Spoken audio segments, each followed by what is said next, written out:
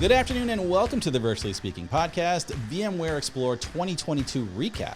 My name is Pete Fletcher, aka Pedro Arrow, and joining me as usual is my good friend, Mr. John Nicholson. John, how you doing, man? Good. It's the week after Explore, and I feel like the week went so fast. I didn't really capture everything that was going on. Like, I mean, you watch the main stage presentations, but I feel like I need to slow motion or get out the DVR and look at what all actually was said.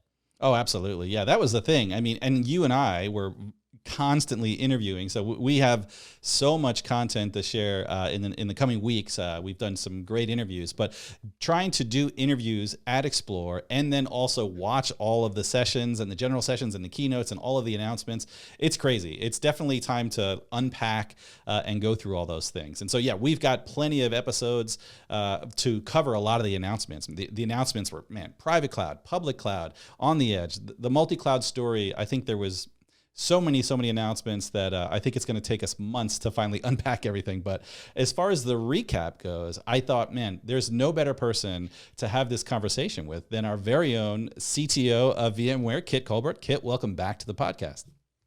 Thanks for having me. It's good to be back. Absolutely. So, Kit, yeah, you were obviously very busy as the CTO. We saw you on all the sessions, the general sessions, several keynotes and stuff. So I thought, we've got about 30 minutes. Maybe we can just talk a little bit about VMware's multi-cloud story. Maybe if we have time, I'd love to hear a little bit about some of the innovation projects that you were sharing last week. And lastly, maybe just an overall take on your impression of VMware Explore in person finally. Yep. Yeah, for sure. It was an exciting week. It was my first in-person Explore VMworld as CTO. So they were keeping me busy, but it was awesome. Tremendous amount of excitement and a lot of energy. So yeah, so we can definitely dive into that. But maybe starting with the multi-cloud story that featured very prominently in the general session and really throughout the conference.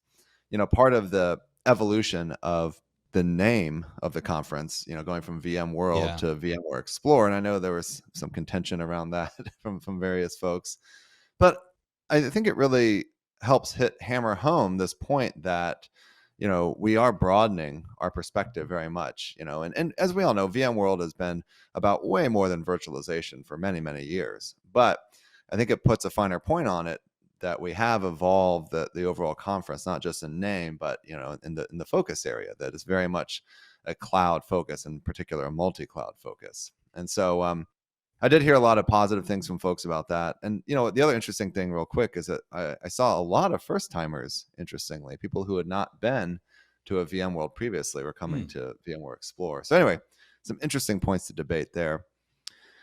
But look, I mean, I think the reason that we're focused on multi-cloud so much is because of the fact that this is something that we hear from pretty much every customer that we talk to. The data is pretty clear. It's like 70+, 80+% of businesses out there are using more than one public cloud. And then when you add in your on-prem data center, other edge locations, the reality is like you basically got a lot of applications, a lot of data sort of all over the place. And especially as we saw businesses do this sort of headlong rush into cloud over the last few years, kind of this cloud first policy. And what we've seen is that while they may have tried to standardize on one cloud, inevitably they ended up on multiple clouds, either because they acquired a company that was using a different cloud, because one of their lines of business went off and started using a different cloud's capabilities, so on and so forth, right? And essentially what they would then do is kind of create these independent stacks of capabilities customized for each cloud.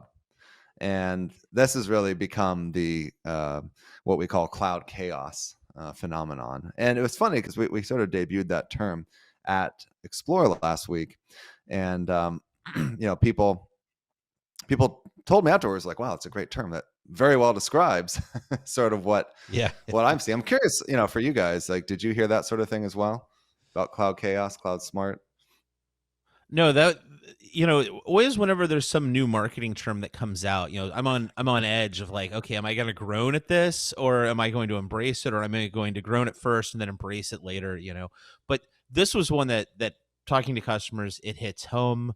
People go into cloud with the loftiest of ideas of, oh, we're going to go all in on this or all in on that. And then, Yep. cloud happens. They end up acquiring, or they end up needing to use a certain platform, or their licensing. Various reasons take them different places. And yeah, it's chaotic. And if you're looking for solutions from, one cloud for all problems, particularly multi-cloud, that it doesn't necessarily work.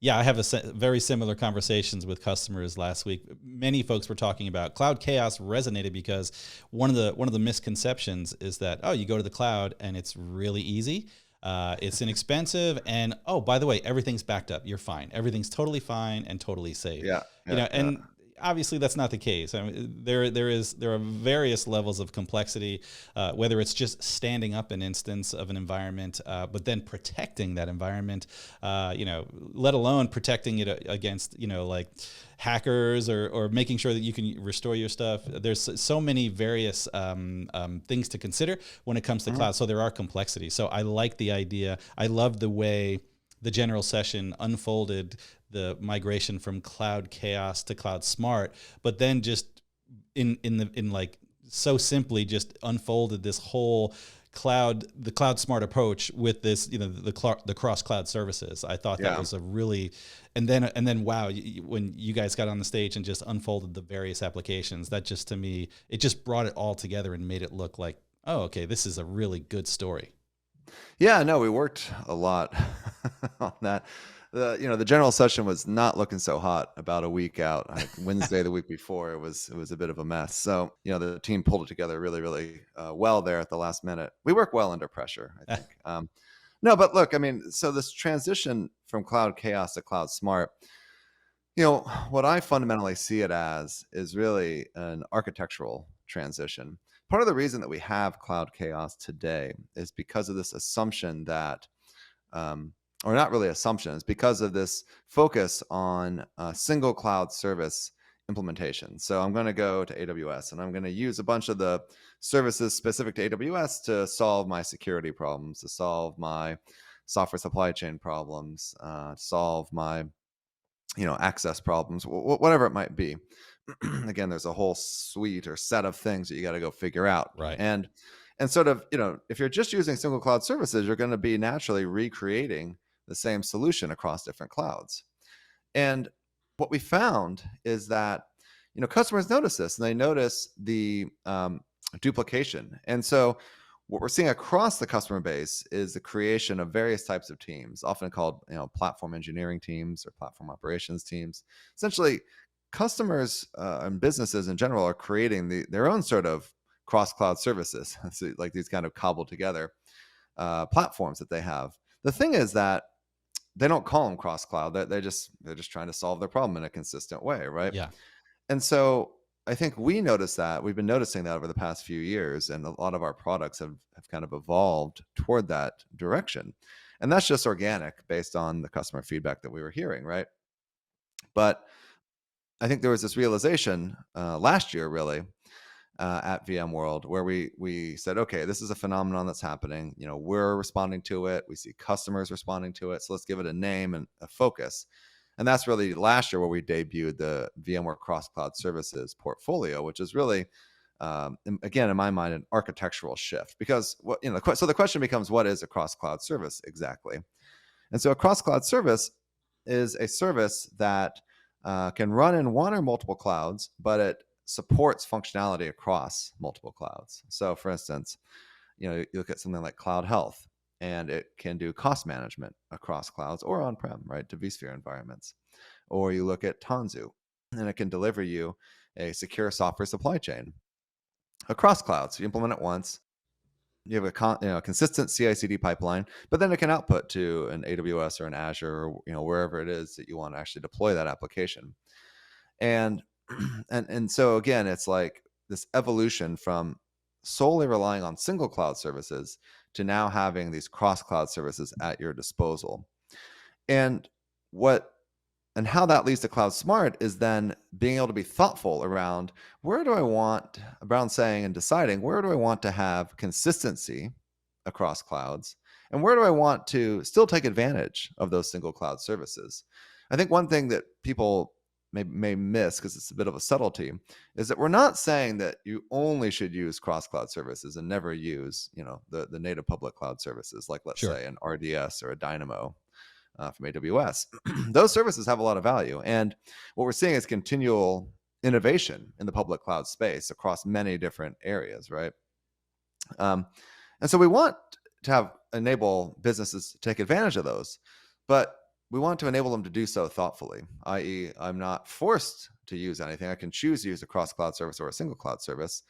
And instead, what I'm going to focus on are the business requirements and how I mix these two types of services together to best address those business requirements. Okay, so you can still meet governance while using the databases and platforms that the developers need to move quickly. Exactly. Yeah. And I think that's a really, really important point, because what we do see in cloud choice oftentimes is driven by developers' perception of what's best of breed. That's saying, oh, I need like an AI or ML technology. And, for this one, maybe AWS is the best. For another use case, maybe Google's better. And so you see, development teams, maybe even the same development team, but for different apps going different places. And they want to be able to use those best of breed cloud services. And so how do you enable them to use that? And what that means is that you have to standardize certain things to enable freedom of choice in other things. If you enable freedom of choice everywhere, then there's no standardization, and this is the cloud chaos we find ourselves in. So I think it's really around being thoughtful around, okay, where do I want to standardize? Where do I want there to allow there to be some heterogeneity and diversity of cloud capabilities? No, I like that, because thinking back, I mean, there were a lot of applications over the years that were built on, these are the tools you have, this is what you're going to use. The developers didn't get to pick, and you'd end up with kind of some crazy architectures, people building, pseudo object systems on file systems with giant GUIDs for folder names, or using Microsoft SQL to store 4 billion bird photos. Like, have you heard of NoSQL? Have you heard of object store? Like, there's other thing, or telemetry data. Like, there's, you are potentially going to use 20 times the resources if you just try to shove everything into the same two platforms. And so, as well as just move a lot slower. Yeah, sure. Yeah. Well, I think that's the thing, right? Like, what we've seen from the cloud, I mean, if you look at before the cloud era, there was like one database. There was probably an Oracle database or Microsoft SQL database. And that's kind of all you had as a developer. That's where you store your data. Like, didn't matter what the question was, the answer was that database, right? And so what we've seen from the cloud, and this is both public clouds, but also third-party, vendors out there as well. Think about Snowflake or MongoDB, or folks like Confluent, driving Kafka. You're just seeing a tremendous amount of innovation, and there is now more choice for developers than ever. And so I do think, going back to what you mentioned earlier, is that we do want to really be thoughtful around how do we enable developers to get that flexibility, but also have the right sort of guardrails such that we do have security, compliance, all these other things, privacy, that are super important. In fact, critical for any sort of enterprise. Yeah, I was actually talking to Kelsey Hightower. We spoke to him last week, Okay. and we were talking about, for developers, the software supply chain, and obviously developing. You've been in engineering for years. You've been at VMware for 19 years, even though you look like you just turned 19. You've been in VMware long enough, and you've been heavily responsible for a lot of the code that comes from VMware. But that has changed over the years, how software is developed. We went from everyone just writing their own code to, wow, I could just get something off the internet. There's a lot of open source code that's available. And so the software supply chain security becomes more important than ever.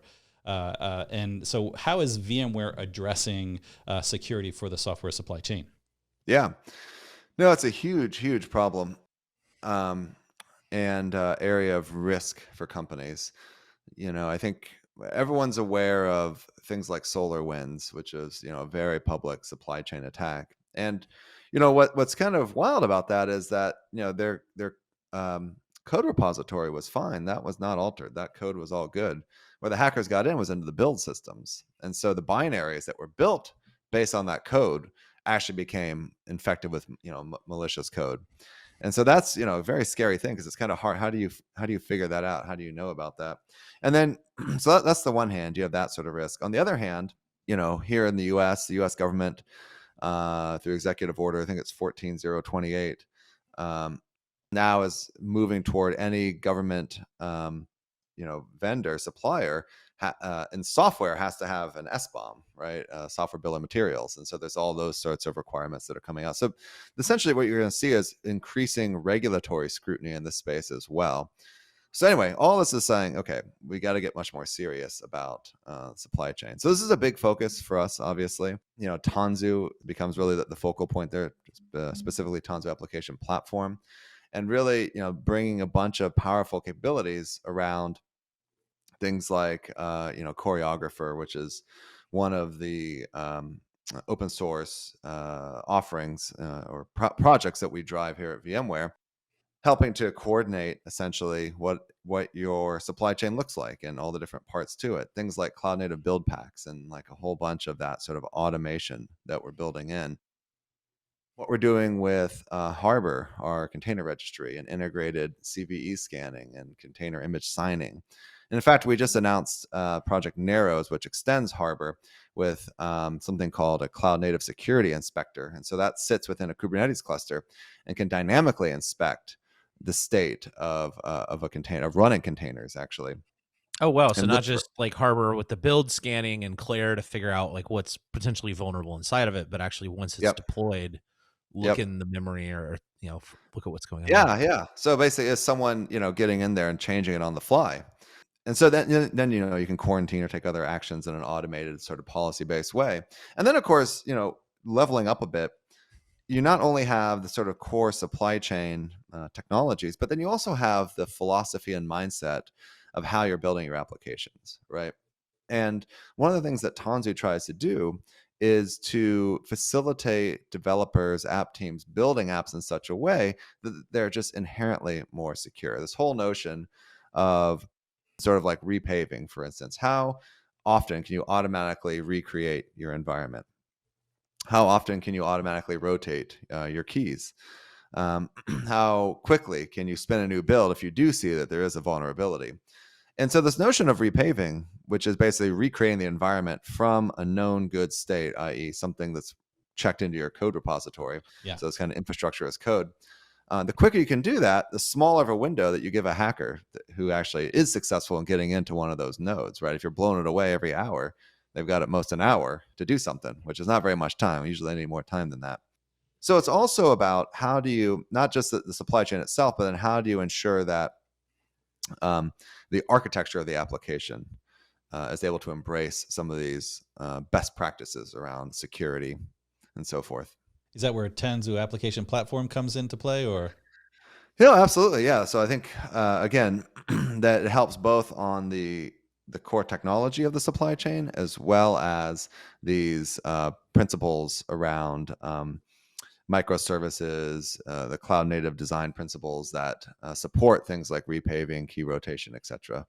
Yeah. So there's so much of that goes into Tanzu, and really trying to take a lot of that burden of complexity off of the developers, the app teams, the platform teams, just fix it in the actual product itself. Very cool. Yeah. So I don't know if you know this, but John and I actually had a conversation last week with Dan Chesterman, who also spoke with you. Great guy from the Australian Stock Exchange. And holy cow, that story alone on VMware's enterprise blockchain, how they're helping the Australian Stock Exchange is pretty remarkable. I remember talking to you a while back when we first started talking about blockchain at VMware, and we were making those jokes of like, is VMware into cryptocurrency? But it's really cool to see where we've come and to see companies like the Australian Stock Exchange, ASX, just like being, fully dependent on VMware blockchain. That was a pretty impressive story. No, it's a really, really big, monumental shift they're doing with their settlement and clearing function. That they have this thing called Chess that is 30 years old. It's written in COBOL. It's like, runs on Itanium servers. I'm like, I didn't know they made Itanium servers still. Is that still a thing? But apparently it is. So in any case, and it's interesting as well to see sort of what sprung up around that in terms of, they have all these counterparties, these other traders who are essentially caching the state of that chess system in their own local systems. And so what you see is kind of this like very interesting network of data and parties that are trying to interact. And so this wholesale re-architecture they're doing to rally around blockchain kind of embraces all that. Like, if these guys, these other people that are trading on the securities exchange that ASX has, if they're keeping copies of the data, like, but they're doing it in their own kind of ad hoc way, which has potential for bugs, other things, let's just do it right, i.e. blockchain, like a shared database, multiple instances across all these different parties. That way they have their direct access to it. And they can also, have anyone write to it as well. And you have the right sort of security and privacy and all that stuff. So it's one of those things where you start to dig into the use case. You're like, wow, okay, so this is kind of tailor-made for the blockchain technology. And so it is really cool to see that. Broadridge Financial is running our blockchain offering in production. They're doing about 100 billion a day on the repo market in terms of repo trades and so forth. Yeah, so that was shocking to me. Last I'd heard it was 35 billion a day. Now it's 100. So I was like, wow. So they're scaling up. So, I think it's very early days, and clearly the focus right now is still very much on capital markets use cases. But what we're going to see, is my belief, that we're going to see this evolve to encompass things like supply chain, things like the housing market, things like manufacturing, anywhere where you've got multiple parties, multiple customers that need to have shared access to that writable database. I think we're going to see blockchain. And I think all the investments we're making on Tanzu in terms of modern distributed applications will apply really well to blockchain, because blockchain, decentralized apps like DApps or DApps running on top of blockchain, they are distributed, but they're actually operated by multiple parties, which is why they're called decentralized. So it's the same sort of underlying architectural principles of a cloud native application. The main difference is that you have multiple operators, and that's where you need some of the Byzantine fault tolerant type algorithms that the blockchain has to ensure that you can reach consensus, and you can't have malicious actors screwing stuff up and all these other things that blockchain helps prevent against. So anyway, yeah, pretty exciting stuff. Still very early in that market, but again, I think it's going to be absolutely massively disruptive over time. Yeah, I completely agree. But crazy week for sure. I mean, John and I had many conversations, not only with executives, but partners and even VMware customers, and just got a lot of really great stories. We've been covering all the announcements as well. I'd love to hear from you, Kit, sort of what was your week like at Explore? Like, what were some of the technologies or even some of the conversations you had that really, that you went back home and said, that stood out to me? Oh man. So many. Where do I choose from? Yeah. It's interesting. So one of the challenges that I see at VMware right now is that it's part of our name as well, like VM. So many people still see us as just doing virtualization, right? And I think that's part of the shift with Explore as well, to try and say, no, we're like really about doing many other things as we've been doing for the past 15 plus years. So there's this one customer that I met with over the phone a few weeks back, who happened to come to Explore and brought some of his team, but not all of his team. And I think this person was also one of these people who didn't really see the full breadth of what we do. But I remember meeting with him on the last day of the conference on Thursday, and we're sort of reflecting on the conference, and he was like, wow, he's like, my eyes have been opened. Like, you guys are doing so much. He's like, I wish I would have brought my whole cloud team here. There's like so much, relevant for them. And because in his mind, he's like thinking VMware sort of on-prem, so forth. And, I was like, hey man, we got a, conference in Barcelona in a couple of months. And, he was seriously thinking about going there. So that's great.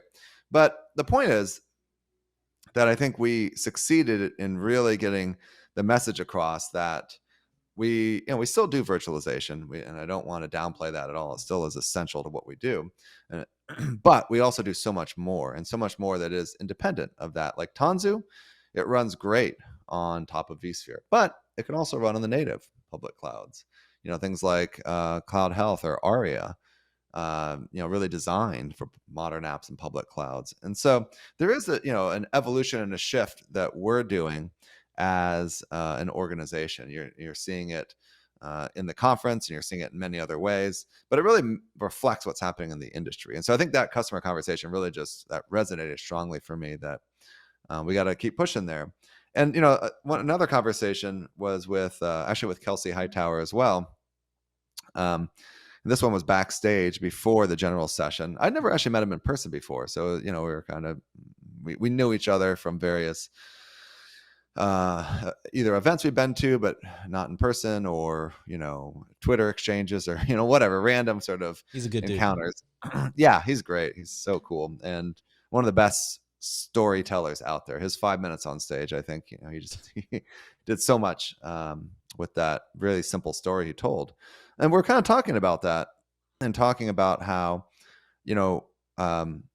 we as a company are evolving, right? Virtualization was kind of the starting point for us, but we do so much more than that now.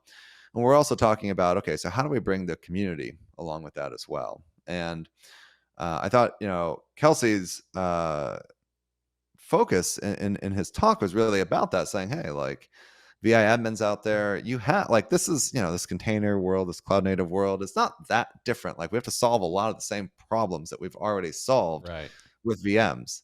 And as a matter of fact, the cloud native Kubernetes world is learning a lot of lessons from what we did with virtualization, many years back. It's like security is still an issue. Operations are, performance management still an issue. All these things are still issues. And so I think it's really around how we, and then, this conversation continued at a VMUG leaders lunch that I went to, and had a panel session with Raghu and Sumit at. And there again, we talked about, okay, how do we take all these practitioners that we have forward? And I think probably the biggest shift that I see there is really the shift from something that is predominantly UI based to something that's predominantly API based. And I think if I look at it, a lot of folks are starting to make that shift as they start using PowerShell, PowerCLI. So they're starting to embrace the command line and scripting and these sorts of things. And I think as you do that, it's not actually that much of a jump to get to APIs and sort of automation. But I see that, I do see a lot of, what's the term? I mean, I don't know if it's imposter syndrome, but kind of like worry about whether people can make that shift, right? So my ask is, hey, like, what do you need from us? How can we help you on that journey? And so that was one of the topics we had at the VMUG leaders lunch, talked with Kelsey about, and very much interested in hearing about from the broader community as well. I like that. I like that a lot. Yeah. And I really like the idea that there are customers that came to VMware Explore and thought like, oh, this is just a conference about infrastructure and virtualization, and learn very quickly that VMware is a much bigger story. Obviously, the core is around, vSphere and vSAN and all that stuff is still there and available for our customers. But man, there's so much more. And so that's really cool. I really appreciate your insight and the conversations that you shared with us. Kit, any closing thoughts on VMware Explore? No, yeah. Look, I mean, I think there were some worries coming into it, like with COVID, and, the Omicron wave still going around. You got T&E cutbacks. You got all sorts of things, and we're like, are people going to show up? What's going to happen? But very pleasantly surprised to see the number of people. We had well over 10,000 folks there. It felt very energetic, very positive. I think people were happy to be back, to seeing a lot of people they hadn't seen in many years in person. So it was just like this great positive energy. And I think coming out of the pandemic, the timing for the evolution of the conference to become VMware Explore was actually perfectly placed. One of the things I think with COVID is that it's in this period we've had where we haven't been able to meet in person, we have lost some traditions, right? Some of the things we took for granted, we knew well a few years ago, have sort of gone to the wayside.